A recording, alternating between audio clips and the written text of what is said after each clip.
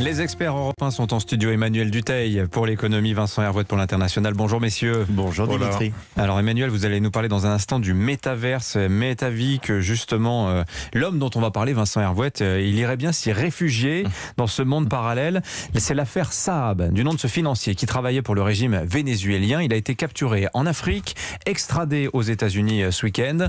En représailles, le régime de Nicolas Maduro a suspendu les négociations avec l'opposition vénézuélienne et a jeté 5 Américains en prison à Caracas. Oui, Alex Saab, il est apparu hier soir devant un juge de Miami en visioconférence, avec ses cheveux longs, ses yeux hagards et sa tenue orange. On aurait cru qu'il était à Guantanamo. On lui a notifié les charges retenues contre lui, blanchiment de 350 millions de dollars, dont une partie déposée sur des comptes aux États-Unis, trafic sur le taux de change, détournement de l'aide alimentaire, etc. Le magistrat lui a donné rendez-vous le 1er novembre pour décider d'une mise en liberté conditionnelle. C'est la Toussaint, mais Alex Saab n'a aucune chance de passer pour un petit saint. C'est entre 4 murs qu'il fêtera son 50e anniversaire à la veille de Noël, et sans doute le 60e et aussi le 70e. Alors Nicolas Maduro, le président vénézuélien, dénonce un enlèvement. Il a raison. Depuis des années, Alex Saab était le corsaire du régime bolivarien pour contourner l'embargo et remplir les caisses noires.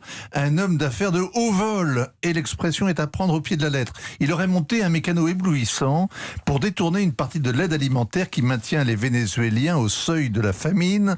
Une martingale en or. Plus le Venezuela s'enfonce, plus il a besoin d'importer, plus les Vénézuéliens réduits à la misère ont faim, et plus l'État doit leur fournir les produits de première nécessité. Alex Saab prenait une commission d'enfer. Ce profiteur de guerre a financé le régime Maduro. La justice américaine l'a inculpé pour corruption, mais Alex Saab voyageait sans trop se méfier. L'an dernier, son jet s'est posé au Cap-Vert pour refaire du kérosène. Il a été stupéfait quand la police de ce petit archipel africain l'a arrêté. Il n'y avait même pas de notice rouge d'Interpol. Il a été livré aux États-Unis alors qu'il n'y a pas de traité d'extradition entre les deux pays, et il a été expulsé sans même une ordonnance du tribunal. Alors Caracas a tout fait pour tenter de le sortir de ce piège. Tout est le reste. Depuis des mois, les délégations se succèdent au Cap-Vert. Une armée de trolls a envahi les réseaux sociaux pour défendre le martyr. Les Vénézuéliens ont déclaré qu'il était leur envoyé spécial, puis ils l'ont bombardé ambassadeur auprès de l'Union africaine en réclamant l'immunité diplomatique. Comme ça ne marchait pas, Maduro l'a désigné pour participer aux négociations en cours avec l'opposition. Tout ça en vain. Maduro est outré que d'autres que lui se moquent de l'état de droit. Alors il a réagi par la surenchère. Ce week-end, il a rompu les négociations laborieuses avec l'opposition, et 5 Américains d'une filiale de raffinage qui étaient coincés à Caracas en résidence surveillée ont été jetés illico en prison. Pour un œil, les 2 yeux. Pour un prisonnier, 5 otages. Ça révèle clairement l'importance pour le régime de Maduro d'Alex Saab. Eh oui, le financier, c'est tout.